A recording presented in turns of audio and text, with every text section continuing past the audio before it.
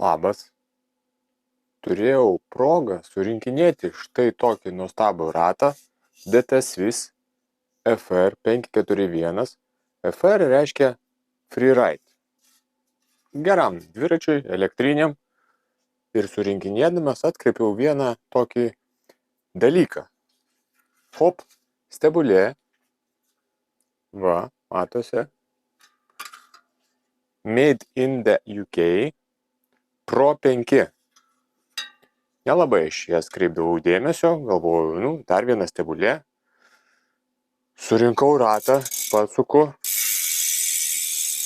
Kažkaip labai lengvai sukasi. Rimtai.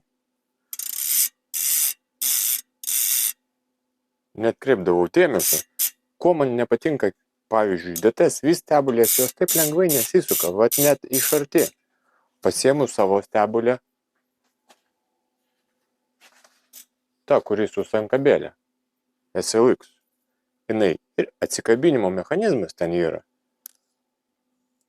Galvoju, tai net jinai taip lengvai nesisuka. Ką, jūs rimtai? Tai kaip jūs čia sugebėjot padaryti? Net jėgos net nereikia pridėti.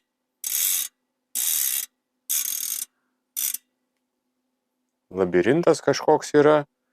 Speciali ten tarpinėlė. Bet vat rimta. Tai čia kaip priekinis ratas. Jokio pasipriešinimo.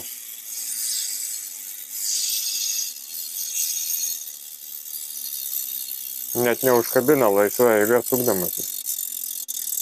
Paprastai, jeigu va taip paėmė ratą užsukę, tai ir terkšlė sukasi kartu. Čia geras.